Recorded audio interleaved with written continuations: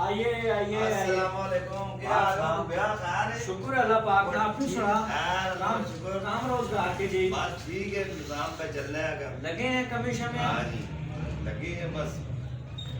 ये नहीं काट के दिया मोबाइल एक रखी है। आजकल निके निके बच्चियां को नहीं रहते टच मोबाइल चाहे ना अच्छे से मोबाइल चाहे तो उनके मोबाइल मेरा रुपये मार गए। यार गाल तो तू ठीक है ना बच्चे बच्चे को बहुत अच्छा मना एक संगी यार बोला सो गया जो है अच्छा ते उस आखा ना यार मोबाइल को चंगा जैसा भेजो ए वो ना संगिया ना और फायदा के यही गाल है ना उस आप ना भेज वो उसका क्या फायदा है मेरे बाहर रहना है तेरे और रियाल पे कमाने न अगले बार मजे पे करने को किसी फार्म हाउस से होना है ना उसे अच्छा किसी अरबी ना फार्म हाउस है अच्छा अच्छा उसे को काम करना है मैं उसका बोल रहा ना वो चंगा जब मोबाइल पे जेवो यार सारा बुलाओ ना जी फायदा तो हो गया ना वो सभी यार ना मिलाने जी सब बोल रहे हैं आपने कुछ चंगा जब मोबाइल पे है यार सही आपने वो जी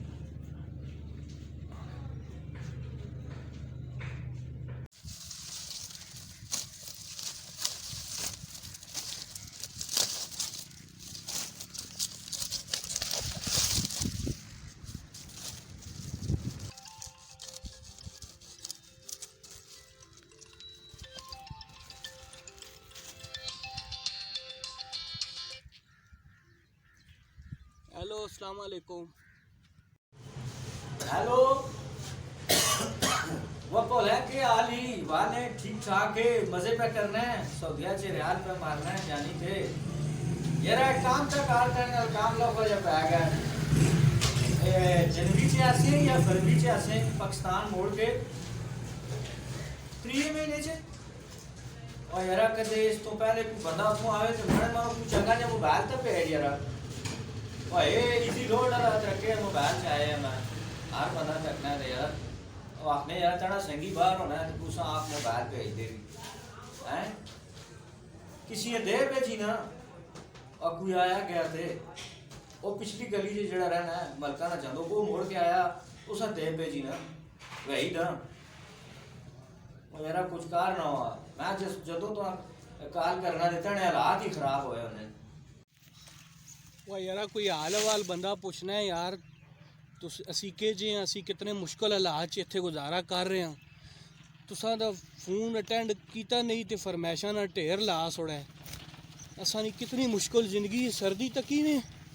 इत्थे -2 टेंपरेचर है यार के करे यार बंदा इस प्रदेश से वो यार असां पता है असां इत्थे खाने से रोटी नहीं मिलनी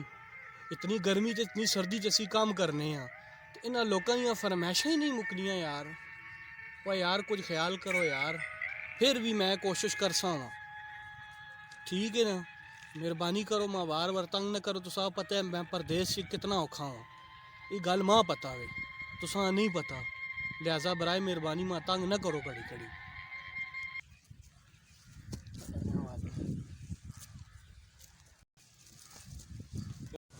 यार मन हिसाब है ये लंटर जो के पैसे सिमटे इस ते लोड़ पैसों काम बहुत सारा वे ते पैसा ना फरोक लगसी ते मना दे ले उस बाहर वाले संगी भोले हैं फ़ोन करा उस आखा 1.5 लाख रुपया मैं भेज सक ता मना काम हो सकना है जी फ़ोन करने हैं भोले हैं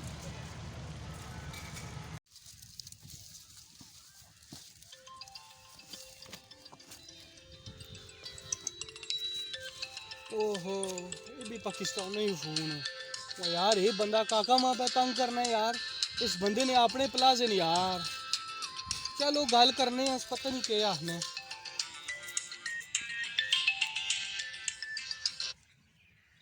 हेलो जी जी हेलो अस्सलाम वालेकुम हेलो हाँ जी अस्सलाम वालेकुम और सुनाओ जी सैंता ने बिस्मिल्लाह भोला भाई ठीक हो और यार काम पे आ गया हुए तने नालू ते ओ मना देले यार वो काम जल आए हुए लंटर पे पाने हैं इधरों हाँ जी ते थोड़े जे पैसे यार जगुर लोड़ पै गए ते ओवन सी ना यारा को एडे नहीं को लाख 1.5 लाख होवे तो काम चाल में ना में अल्लाह जी अल्लाह बड़ी मेहरबानी सार तुसा नहीं बहुत मेहरबानी हो।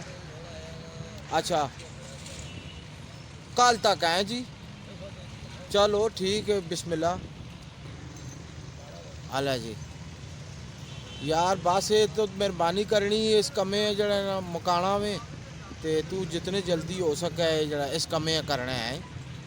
ठीक है। यार के करे यार बंदा कसम जो परदेस से आके इतना मजबूर हो इन्ने वो बूबे हैं तक यार मैं कॉल कर सुड़ी वो मैं 3 महीने तो सैलरी नहीं मिली उस मैं कॉल की थी मैं मोबाइल भेज वह मैं कितों भेजा वा यार मेरे को तो कोई हल नहीं वह मोबाइल कोई बूटिया नाल तो नहीं लगे जे मैं इतों पट के उसा भेज देसा मोबाइल से पैसे चाहिए फिर उधरों घरे ले पे तंग करने पैसे भेज और 2 महीने हो गए तनख्वाह कोई नहीं घरे ले आने पैसे भेज बिल जमा कराने 4 महीने दी फीसां मैं के करा यार मैं दसो यार मैं किस नाल अपने दिले ने हालात शेयर करा कोई भी इत्थे मेरा संगी नहीं मेरा मैदान है ते हर पासे काम ही काम है तो कफील है वो तो किसी ने गल सुनना ही नहीं वो काके वखरे फोन करता रहे मैं के करा वो आना लाख रुपया भेज 1.5 लाख रुपया वो उस अल्लाह ने दिती इतना ज़्यादा उसने प्लाजे कराया ते लगे वो मेरे मस्कीन गरीब बंदे कोलों जड़ा ना वो पैसे पे मंगने आयो परदेसी हो तुसा नहीं जिंदगी हो अल्लाह ही तुसा ना हाफिज़ है।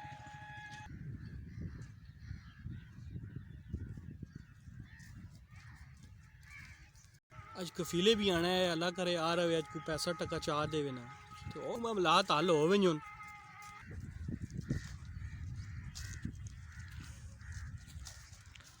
ओए तू इत्थे बैठे हो मैं तुझे पाकिस्तान च वीज़ा दे के भेजा वे इत्थे कम्मे मारू बुलाया है। वो शुक्र है जी तुसी आ रहे हो मेरे सारे मसले ना हल हुण तुसी ही हो मेहरबानी करो मां कोई थोड़े जे पैसे जरूरत होन जी तुसा नहीं और तू पैसे ना मुतालबा रोज मने को करना वे कम तू करना नहीं है जिस टाइम मैं आना तू बैठे होना वे तना पासपोर्ट मने को मैं तुझा जेल च भेजा वा मैं तना बंदोबस्त करना वा उठ तो कम कर।